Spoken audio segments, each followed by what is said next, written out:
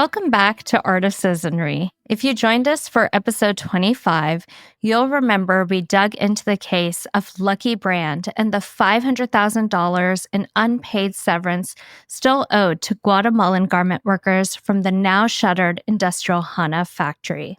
That conversation opened the door to something even more complex: how corporate accountability disappears in the tangled web of complex business structures. In today's episode, we are diving back in, unpacking private equity's growing influence in the fashion industry, which is as far-reaching as it is hard to trace. We're talking about the firms you don't see on the tags, the ones pulling the strings behind brand names, restructuring ownership, and reshaping the industry with little transparency and even less accountability. From bankruptcies and brand buyouts to complex licensing deals, we'll unpack how private equity is redefining who owns what and why that matters for the future of corporate accountability. I am joined again by Anna Canning from Partners for Dignity and Rights, who has been diving deep into the case of Lucky Brand. It is great to be back with you. And yes, appreciate your sustained interest in delving into all the grim parts of global capitalism and supply chains. You know, maybe that should be the tagline for this podcast. I'm excited for this conversation because it really gets into the often messy world of business organizational structures. You wrote an article that traces the connection between Lucky Brand, Shein, and private equity. Can you walk us through what you uncovered in your research and how it reflects a broader industry pattern? Yeah, definitely. So, the first broader industry pattern that we really came to in this case is that it takes international pressure to get workers paid the money that they're owed. And so, we came into this case with that goal to apply international pressure. And, the first step in that process, right, is you just have to figure out who you need to talk to at the top. And that's actually not that easy in this case. You start researching Lucky Brand, and then you find out very quickly that no one actually works there. It's not a regular company in that way. So instead, Lucky Brand is literally just a brand.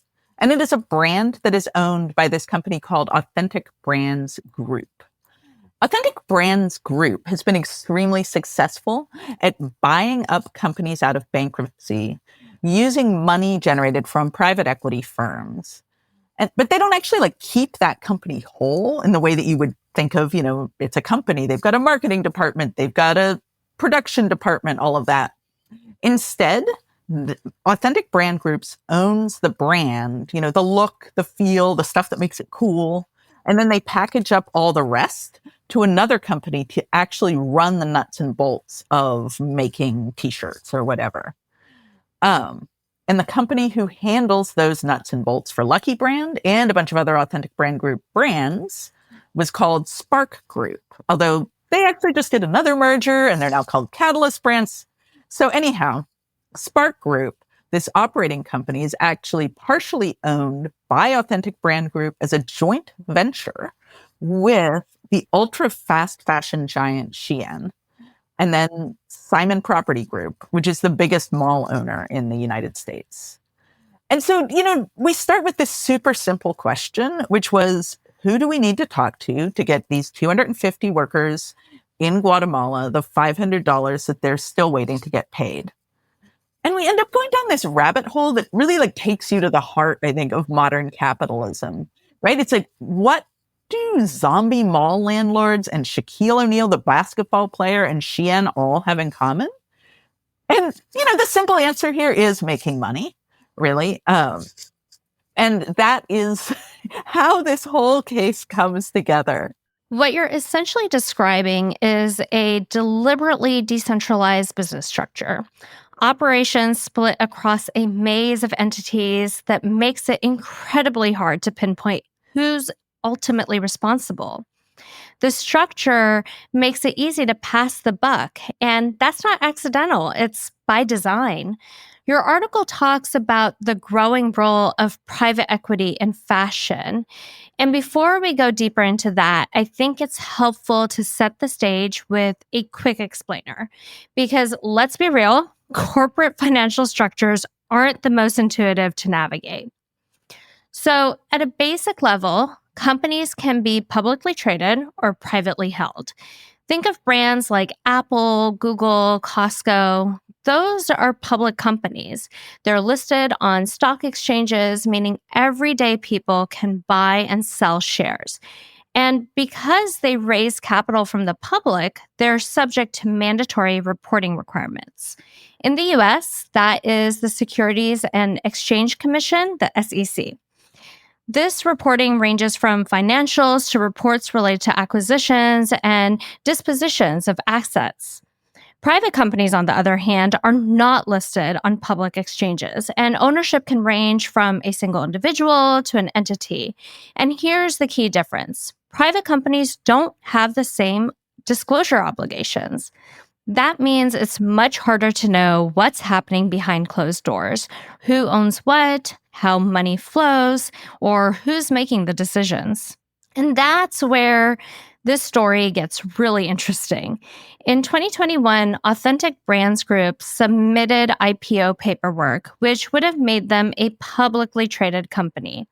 However, just a few months later, Authentic Brands sold stakes to private equity firms CVC Capital Partners and HPS Investment Partners, ultimately shelving IPO plans shortly after. Yeah, Authentic Brand Group's model is set up like it is built in the lab to maximize profit for those at the top and minimize their risk, push that risk all the way down off their books onto everybody else. One of the biggest challenges to accountability is transparency. Publicly traded companies have a shareholder meeting where shareholders can bring resolutions. There's like a whole proxy statement process by which shareholders can raise concerns about impacts of companies' purchasing practices, hiring practices, a whole suite of things. That's where, a lot of ESG concerns get raised through that process. There's not the equivalent for privately held companies. And then, then there's the private equity component. Private equity, like I was saying, really exists to pull money from private investors, although also, there is a surprising amount of their money that comes from pension funds. Many of them have invested their money in these private equity firms as a way to maximize returns for their investors, which is what everybody's doing, right? Because for a long time, the wisdom was that these private equity funds were a better return on investment than the market. That is changing, actually. Despite all of this pushing off of risk, shuffling debt to other places, private equity is not outperforming the market broadly in a lot of ways. Anyhow, so these pension funds, they don't necessarily know exactly what kind of destruction and abuses are fueling their pensions. Because there's not, again, some of the same level of disclosures required. So, I started out talking about that initial quest, right? Like, who do you find to talk to at Lucky Brand, right? And it's really just all the way along the chain. There is this lack of transparency, which makes it really hard to get accountability. Taking a step back, as you mentioned, private equity firms typically raise capital from institutional investors or high net worth individuals to acquire, manage, and ultimately sell or exit a company. It is not uncommon for these firms to invest in struggling or undervalued companies with the goal of improving its financial value over time before selling it for a profit. That can include restructuring across the business organizational structure, including the supply chain. And part of this process of acquisitions and, pumping things up, there's also a lot that gets leveraged in there with debt. So often these companies as finance part of that acquisition of the company will then borrow money in the name of that company that they're acquiring. So then that company then has a whole bunch of debt that they then have to get even more profitable to outrun, basically. So, it doesn't take long when you're talking to people who have studied this model before they start using analogies like capitalism on steroids to describe it. That, there's sort of the regular growth of capitalism, and then there's private equity, which is like the metastatic growth of cancer cells. Like just everything accelerated, push for profit, even faster, harder than in the ordinary garden variety capitalism we have now, I guess. So if the goal is to maximize returns on investment, these private equity company managers are looking to invest in things that everyone needs, things that will be recession-proof, things that will be profitable. So housing is a place where private equity has dug deep, buying up real estate, because no matter what, people need a place to live. And you can make money on raising rents, on cutting corners on maintenance, et cetera. Healthcare, especially things like nursing homes, also like childcare, is another place where private equity is starting to invest a lot. And even like other things you think of as being traditionally in the public sphere, but there's increasing privatization everywhere. So you see private equity now getting into education, even utilities, water. I was listening to this podcast where there were like some private equity finance guys talking about the potential for investing in toll roads because everybody needs to get places and they don't want to be late. The whole society we live in becoming financialized in this way to make money off of. And so retail and fashion are two of the other places where you see private equity investment going these days. I was reading a whole briefing from Deloitte that was like, even when times are hard, fashion is the number 2 little treat that people invest in. Beverages are the number 1. And that's really where some of the impacts of private equity are both very apparent and very hidden.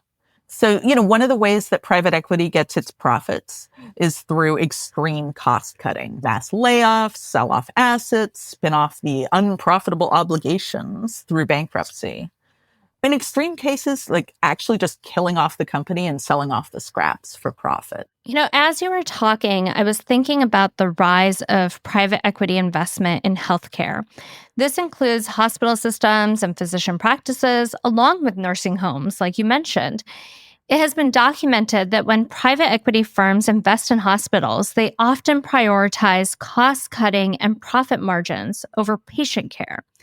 That in turn translates to the quality of care degrading following private equity ownership. Surprise, surprise. Studies have also reported that private equity ownership of healthcare facilities increases patient healthcare costs. These hospitals are no longer premised on improving the health of the public, they're about the bottom line. And so that's when you see downsizing of staff and an increased emphasis on number of patients seen or procedures practiced versus quality of care delivered. So just different flavors of the same recipe, depending on the industry. Exactly that. And in researching the impacts of private equity in fashion, right? Like there's the things that are really apparent, but people also don't know. Like you start looking at forums and stuff from a couple years ago when J. Crew was acquired by private equity, and people start complaining about like the quality of the shoes coming apart more. There's more glue being used instead of stitching. Actually, Authentic Brand Group, when they acquired Brooks Brothers, people got really like mad because their suits started being made more shoddily. And so, like all of these places where corners get cut, and then, we see it also for workers where everything gets squeezed further and further. So, private equity's rise in the fashion industry is the result of a perfect storm of vulnerability and financial opportunism. As traditional retail brands began to struggle in the face of e-commerce, shifting consumer behavior, and rising operational costs, private equity firms stepped in, offering quick capital and turnaround promises. Private equity firms don't just invest, they fundamentally reshape how brands operate, often introducing sweeping changes in supply chains, labor models, and brand management. Once inside, these firms use aggressive financial strategies such as restructuring companies, spinning off intellectual property into separate holding companies, and sometimes selling off physical assets that generate immediate cash but saddle brands with long-term liabilities. While these strategies may boost short term profits, they often come at a high social cost. Workers, especially those in the global south, are left most vulnerable as accountability is obscured behind layers of ownership and fragmented corporate structures. Labor protections are weakened, union busting becomes more common, and the severance theft, as we saw in cases like Lucky Brand, becomes far easier to deny. The goal isn't brand health. It's to extract as much value as possible in the short term and then exit. So essentially, private equity has turned struggling fashion brands into financial assets, while workers, suppliers, and even consumers are left to absorb the real costs. Private equity's influence in fashion has further exacerbated a system where profit is extracted at every level, while responsibility is systemically deflected. So, one of the examples that's been in the headlines lately of this impact of private equity in fashion is Forever 21, right? So, they are also owned by Authentic Brand Group, who owns Lucky Brand as well. So, Forever 21 files for bankruptcy. And a lot of the discourse is, well, they lost the race to the bottom. They were outdone at fast fashion by Shein and Temu. But you start looking at it and there is a lot more to that story, actually, that, their bankruptcy was very much a strategic decision, it looks, to unload a series of stores and, less profitable commitments as part of actually this merger. So when this Spark Group that holds these operations, these nuts and bolts, came together with JCPenney had a whole bunch of debt. Speculation is that they actually folded JCPenney's debt in and that sort of gently pushed it off into the Forever 21 direction. But the other piece that is coming out in these bankruptcy proceedings is the ways in which Forever 21 was continuing to place orders right up until the bankruptcy filing. Let's talk about Authentic Brands Group. From your research, what have you discovered about their business model? How does it distribute risk? So, Authentic Brand Group is a licensing company. They are the second biggest licensing company in the world, actually, after Disney, which is wild to think about given how big Disney is, right? And the number of Disney characters you can think of across any and everything. So Authentic owns this massive list of brands. Lucky Brand, of course, is on there, and Forever 21. And then also Aeropostale, Brooks Brothers, Eddie Bauer, Nautica, Fry, Sperry. It goes on and on and on. Juicy Couture. But then they also own the likenesses of all of these living and dead celebrities. So Shaquille O'Neal, David Beckham, Muhammad Ali, Elvis Presley, Marilyn Monroe. Every time you see any one of those faces, or, even their swoopy signature on a t-shirt or a mug or whatever, Authentic Brand Group is making money off of that. So let's talk quickly about Shaq. In 2015, Authentic Brands Group acquired the rights to manage Shaq's name and likeness for merchandise and endorsements. Shaq's deal has now made him the company's second largest individual shareholder. Just some fun facts for our listeners. But zooming out, intellectual property law is an important asset here in the conversation because it oversees both the rights granted to creators and innovators and the enforcement of those rights. IP law includes copyright law, trademarks, patents, and trade secrets. What many don't realize is the creation of a strong brand allows for the profiteering off of the brand name, image, style, likeness, etc. Intellectual property law grants the owners of IP the ability to decide how their IP is utilized and by who, while at the core of it, profiting off of the utilization of that IP. This typically comes in the form of licensing fees. In the case of Authentic Brands Group, as you mentioned earlier, they own the IP, but another company owns the operations of the actual brand. So Authentic Brand Group charges that operating company to put the logo, to use the IP, whatever it is, on the clothes, whether that's Lucky, Forever 21, a dead celebrity. And that licensing fee is a key part of their revenue model. So Authentic charges companies these licensing fees or royalties for the use of the brand, and that's based on sales. So companies, upfront, they are assessed what are called guaranteed minimum royalties, which is based on a calculation. It's often around 5% of a company's sales off the top of any product incorporating an authentic brand. And those first year's royalties, like first year after Authentic has acquired a company, they're typically due in full at start. So, if they somehow miscalculated in some kind of an investment, they are still guaranteed to get all those royalties front loaded. So then, later on down the line, those royalties are due quarterly, but still in advance of sales. So if sales exceed the forecast, then royalties are due on additional sales. But if sales go down, no adjustment is made.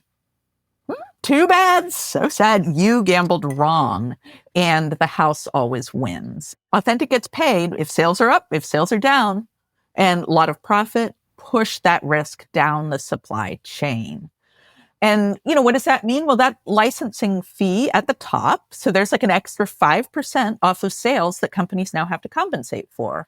So that means they have to cut costs in other places to make up for it. And, you see that happen in a lot of ways, right? There's been criticism of, for example, when Authentic bought Brooks Brothers, the quality of the suits went down. It was cheaper fabric, lower quality construction. The fit wasn't as good, all of that.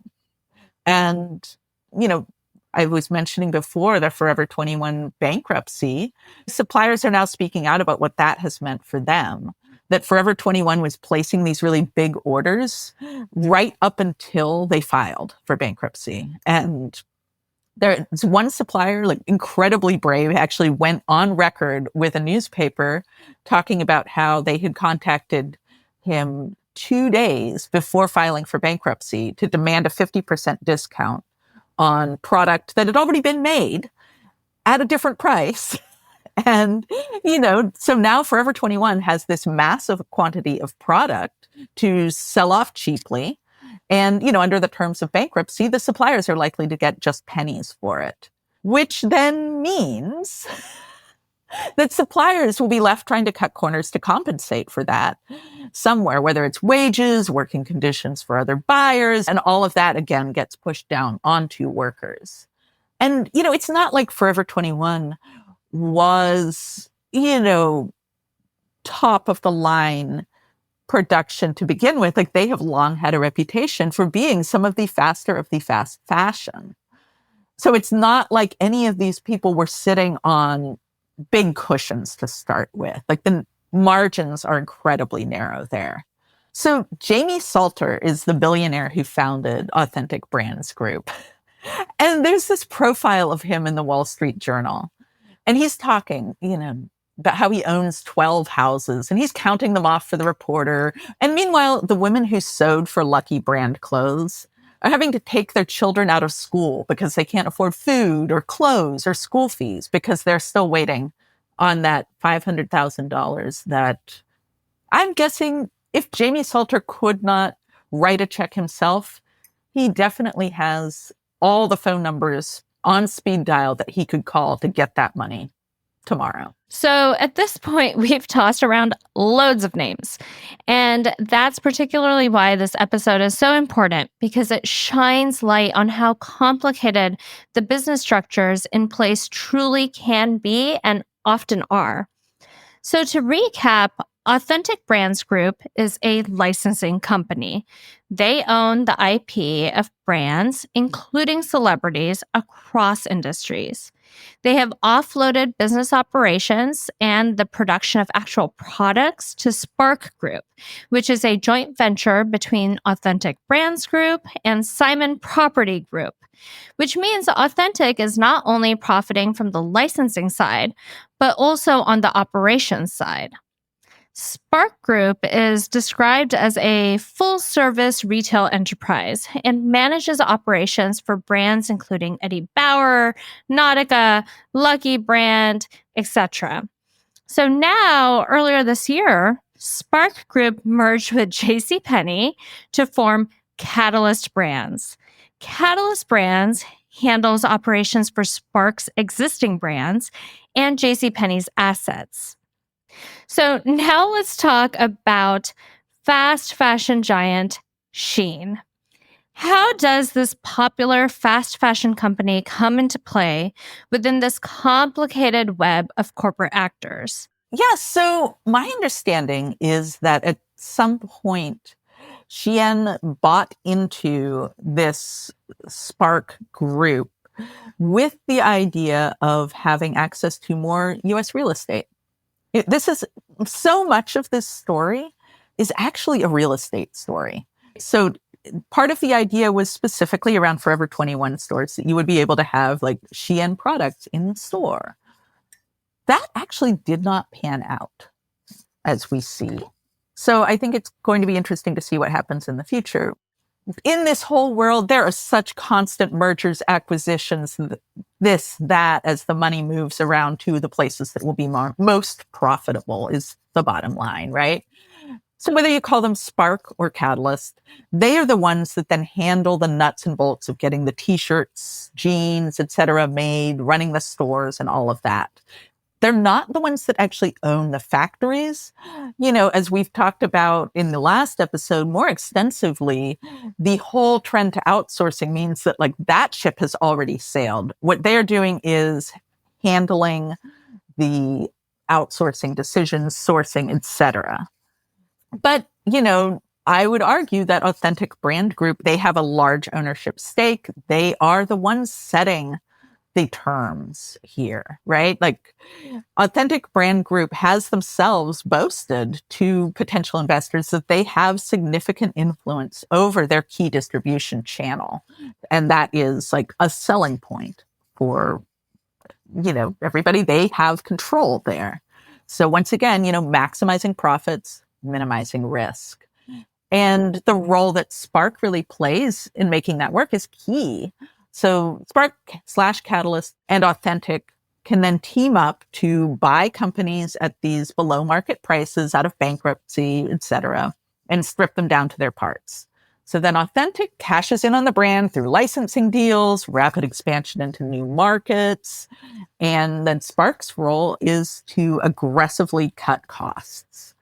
And I think we know what aggressive cutting of costs looks like, right? That means suppliers getting squeezed harder, mandatory discounts on things, short lead times, and that squeeze gets really passed down the chain to workers with lower wages, rushed orders, fueling excessive overtime.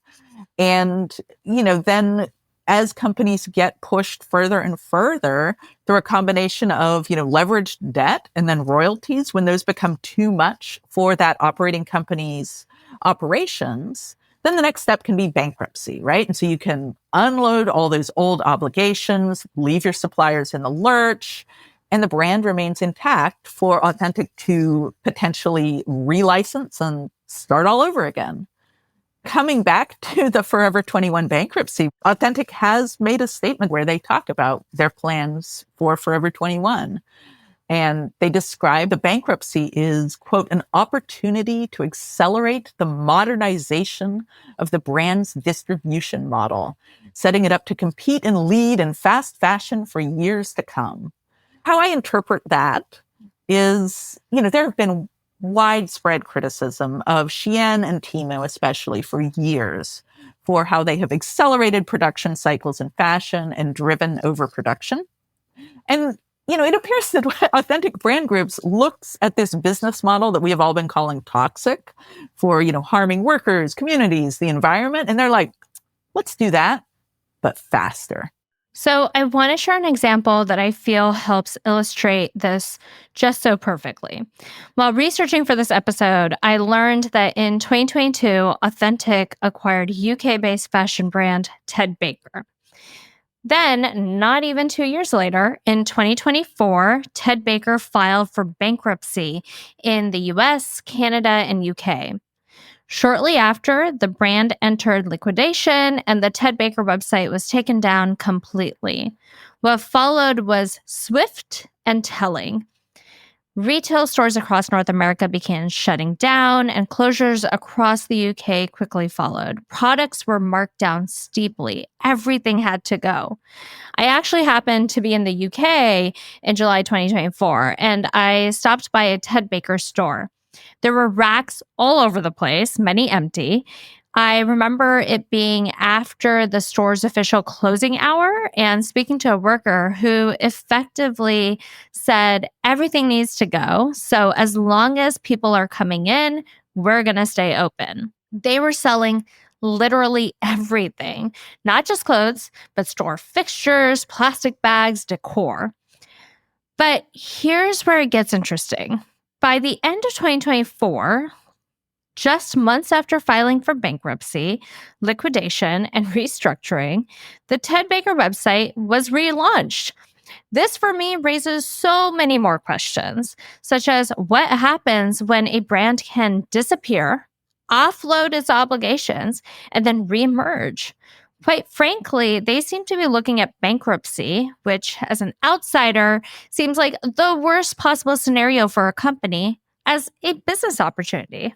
It is absolutely a business opportunity to go leaner, faster, direct to shelf, quicker trend cycles, which, we're talking a lot about workers, but we know that that is also an environmental catastrophe. So there's just all of these ways that ultimately this drive to get more and more and more profit is just junking this entire world we live in. And we know that faster, cheaper does not yield better, longer lasting products, better, longer livelihoods for people. So, from what we've laid out, it seems like there are two key players in the case of Lucky Brand: Catalyst slash Spark, who manage operations, and Authentic Brands Group, who own the intellectual property. Now, Authentic could easily claim, hey, we just license the brand. We don't control how licensees manage their supply chains, and push off the responsibility. But I want to hear your take. What's the argument for why Authentic Brands Group, despite just owning the IP, should be held ultimately liable for what happened to the workers who made their products? Truly, if any number of the billionaires involved in this case would like to pay up, if they would like to come together and pay up, they are highly welcome to. But, Authentic Brand Group has basically a supplier code of conduct.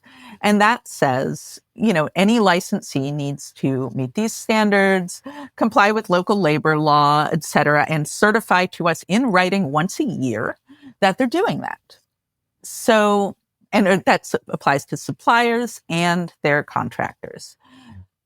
So I would say that suggests Authentic Brand Group has a fair amount of control, both in terms of that code of conduct, and then also, they own a large share of Spark. They have said one of the cases that they make is invest with us. We have good, control over our logistics and supply chains, or our distribution model. So that's my case. That's really helpful context. The code of conduct means that they retain some control over how their brand is used, which complicates the idea that they can simply claim no responsibility. And this is part of what makes this case so fascinating. There are just so many players involved. But as I said earlier, that's not accidental. It's complexity by design, which brings us to another major player in this story: malls.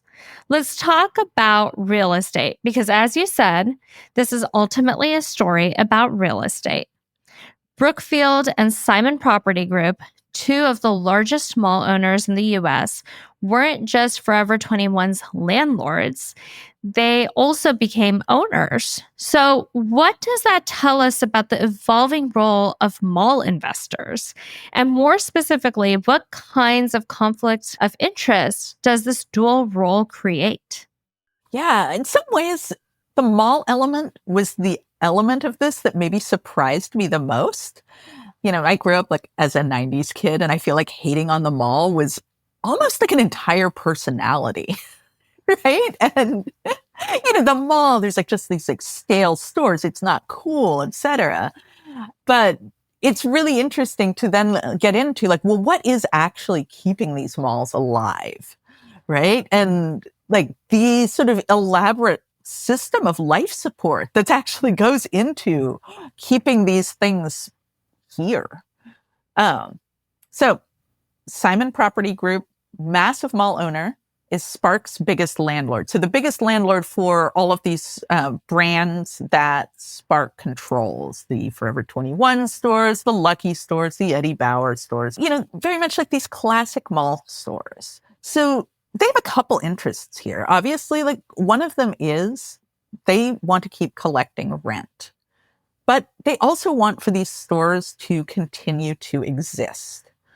And the way that a lot of leases are written for malls, part of the term of your lease is, okay, you're this smaller store, but there is an anchor tenant over here that is going to help get people in the door, right? So you lose that anchor tenant, then you can potentially lose a whole bunch of other tenants because that anchor tenant is gone. It is no longer the same mall that they rented a space in.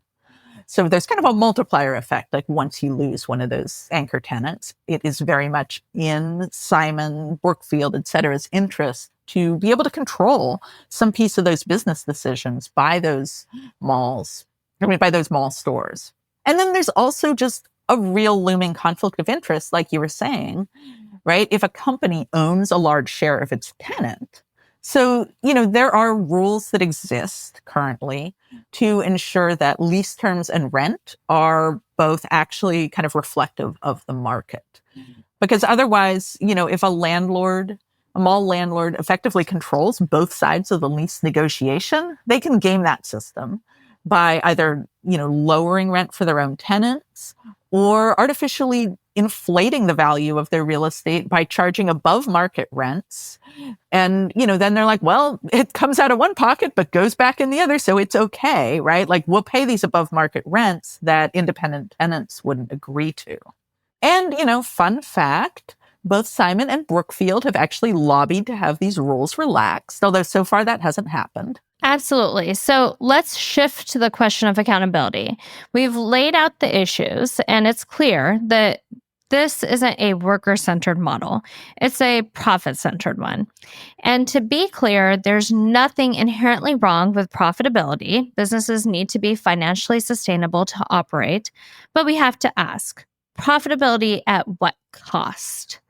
When profit comes at the expense of people and the environment, it's no longer about keeping a business afloat. It becomes about maximizing returns at all costs, often to the benefit of those at the very top, while everyone else absorbs the risk. There's a term I'm reaching for here, maybe unchecked profiteering, that captures it. But what we're really talking about is a system that prioritizes extraction over all else. So, with that in mind, I want to turn to the path forward. If there's one thing you want listeners to take away about private equity's influence in fashion, what would it be? What kinds of policy or industry changes do you think are needed to truly protect workers and hold these actors accountable? Yeah, big question. And I think, before I even get to that, I want to zoom out for a second. And, as you're saying, yeah, businesses, they need to be profitable. I think, though, that what we're seeing, with this private equity fueled model, like the comparisons to a cancer are really apt because it's not just, making profit to sustain the business operations, pay people, whatever, but it is this quest for profit that is gutting everything around it. And truly, at some point, if you end up with more and more and more people getting laid off in this quest for the perfect lean operating machine of a brand or a store, those people are also the people that buy products. Like, there is not just infinite number of people that exist to keep buying products, et cetera. And it feels like this is a model that is really headed for completely consuming its host. So I think that's urgent. This is a place where regulation is really lagging, even as private equity as a force in our lives is growing exponentially. I looked it up. Private equity fund assets were approximately $8 trillion in 2023. They were only 4.5 trillion in 2020. So that is a tremendous amount of growth in a very short amount of time. And, I think that we've seen, like, throughout the course of the pandemic, that money, the wealth gap growing. And this is a piece of that, right? It's really hollowing out so many basic features of our communities. Just for like more context around the impact of this, the Private Equity Stakeholder Project, who does a lot of great research on this topic, they've estimated that private equity controlled companies directly employ about 12 million people in the US. And I have not seen any measure of how many people whose livelihoods they actually control or impact across the globe, as we've been discussing. It is obviously a vast number. So, that question is on the table of how does one rein that in? And that feels, particularly timely as we descend into a straight up oligarchy here, right? How do we rein in predatory capitalism?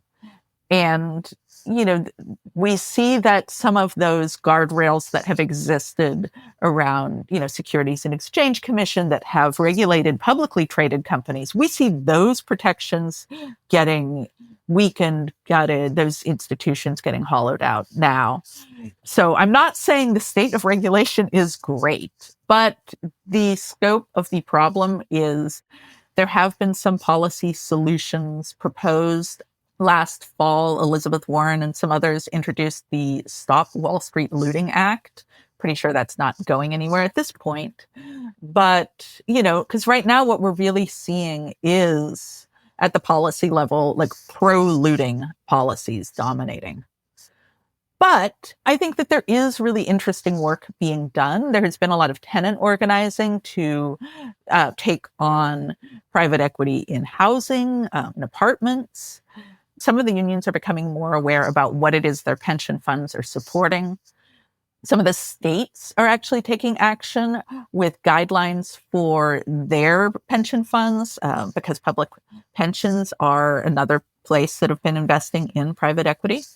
I think overall, for all of us, we need to understand more about this component and make these guys that are, the Jamie Salters of the world out to be the toxic villains that they are. I think one of the things that the climate movement has done incredibly effectively is making clear to us that, the climate crisis around us is caused by a handful of companies and CEOs, and those guys have names and addresses. And I would like us to, bring that same level of fight to protecting our communities and our workplaces from this overall financialization that is really burning things up right alongside the climate crisis burning up the planet. Absolutely. You and I have talked about this before, whether it's in the context of chocolate, coffee, industrialized agriculture, or fashion, there are always dominant actors setting the condition of those industries through their extractive purchasing practices. Until we're willing to name who is responsible, we're stuck in this vague space where accountability feels abstract. And that makes it really hard to push for structural change or meaningful consequences. I think that's exactly right. And I know you and I have both worked a lot in the fair trade world over the decades, and fair trade coffee has been a big part of that. What you see now is like there is a lot of private equity investment in coffee, which, that impacts your small local roaster. You're attempting to be ethical roaster because coffee is such a capital intensive business that you need to buy up that harvest from small scale farmers. That harvest financing has been a huge part of doing that ethically. And now you see these companies getting really cash squeezed, trying to compete in this market where there is just this like unchecked cancerous amount of money floating around. And so just buying up some of these coffee companies as they hit various snags with the volatility of the coffee commodity market, et cetera, like all of the things that make it hard anyway to run an ethical business. And this is really just continuing to accelerate that. But I think we need to be very clear that bottom line, companies are responsible for the consequences of their purchasing practices. So I think overall what we see is, right, like this private equity model where the goal is to recoup the biggest possible return for investors. Like, it's not a rights respecting model. It drives many of the things we know are the worst practices in supply chains.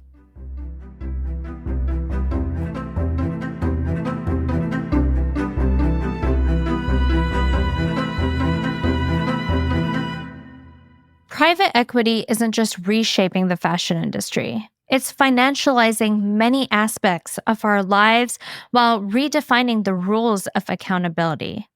When ownership is fragmented and risk is passed down the supply chain, it's workers who are left without answers, without protections, and far too often without their wages. But here's the thing. Complexity doesn't have to mean confusion. It is ultimately the brands that are responsible for the conditions created by their purchasing practices. The more we name the players, trace the structures, and shine light on what's designed to stay hidden, the more we can open the door for accountability and real change.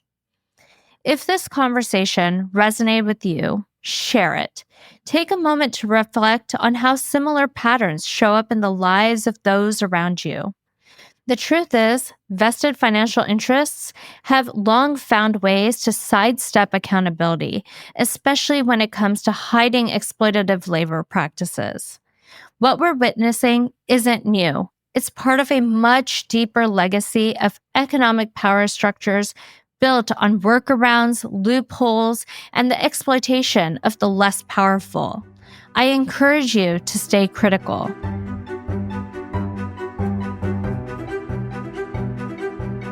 With that, I want to thank all of you for tuning in.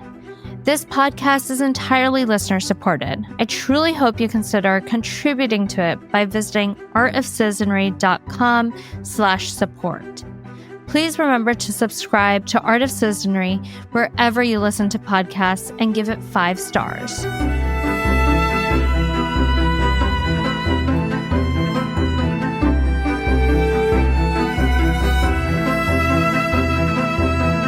Thank you to our producer, Ali Honore, and editor, Noah Kowalski.